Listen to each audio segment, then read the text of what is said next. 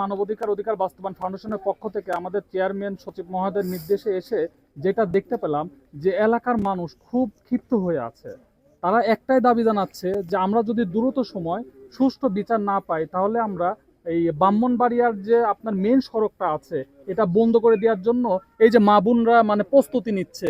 তো আমি তাদের উদ্দেশ্যে একটা কথাই বলবো যে দেখেন আপনার হচ্ছে যেহেতু আমরা মানবাধিকারের পক্ষ থেকে এখানে আছি, যেন তারা ন্যায্য বিচার পায় তারই ধারাবাহিকতা আমি একটা কথাই বলবো, যেহেতু বিগত 2 মাস অতিবাহিত হয়েছে এখনো তারা ন্যায্য বিচারটা পায় নাই।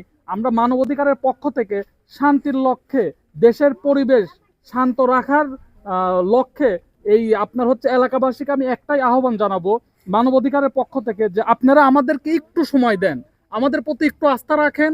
আপনারা পরিবেশটা কোনোভাবেই অশান্তর দিকে নিয়ে যায় না। এটা স্বাধীন দেশ, শান্ত দেশ।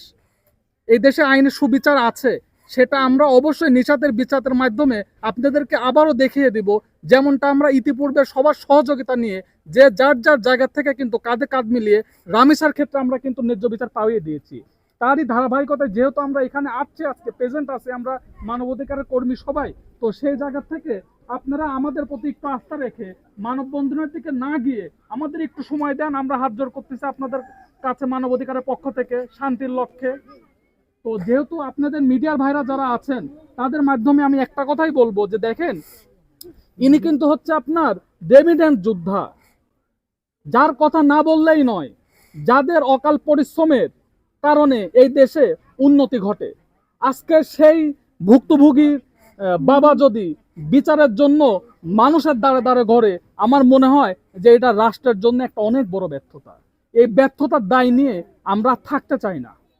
যেমনটা আমরা প্রতিবাদের মাধ্যমে রামিসার ন্যায্য বিচার পাইয়ে দিয়েছি, সেম টু সেম একই প্রতিবাদের মাধ্যমে আমরা নিশাতের বিচারও ইনশাল্লাহ পাইয়ে দিব। আর বিশেষ করে আমি আপনাদের মিডিয়ার ভাইরা যারা আছেন তাদের কাছেও আমি মানবাধিকারের পক্ষ থেকে একটা আহ্বান জানাবো।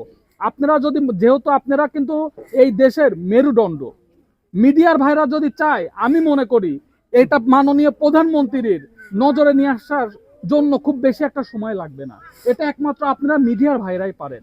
আর আমি এতটুকু আহ্বান জানাবো মাননীয় প্রধানমন্ত্রীকে এবং যা বিশেষ করে আইনি যত দপ্তর আছে, দেখেন আপনারা নামিচার বিচার দিয়ে এই দেশে একটা নতুন অধ্যায় সৃষ্টি করেছেন।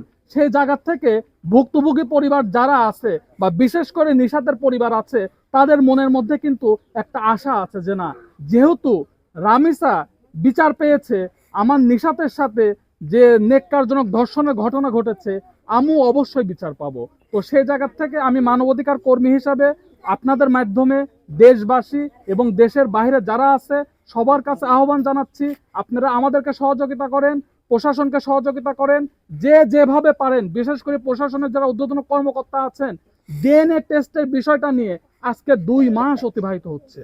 আপনাদের কাছে আমি একটা জিনিস জানতে চাই ভাই, যারা সিআইডিতে আছেন, পিবিআই আছেন, ডিবিতে আছেন, আইন বিভাগে যারাই আছেন, আচ্ছা ভাই এই ডিএনএ টেস্টের রিপোর্টটা কি সিঙ্গাপুর থেকে আসে না আমেরিকা থেকে আসে? ভাই এই দেশের থেকেই তো হয়, তাহলে কেন 3 মাস 6 মাস সময় লাগে? এক ডিএনএ টেস্টের জন্য সময় লাগে 3 মাস 6 মাস। আপনার হচ্ছে যে অফিসার ইনভেস্টিগেশনে থাকে সে কোর্টে প্রতিবেদন দিতে লাগে আরো 2 মাস। ভাই একটা ধর্ষণকারী পরিবারই জানে তাদের বুকের মধ্যে কি আহাজারি হয়। তো প্রশাসনের কাছে আমি একটাই আহ্বান জানাবো, এই লংজিভিটি সিস্টেমটা চেঞ্জ করে আপনি দ্রুত সময় এই ডিএনএ টেস্টের বিষয়টা নিয়ে আসেন ভাই। আপনাদের কাছে এতটুকু আহ্বান জানাই। ধন্যবাদ।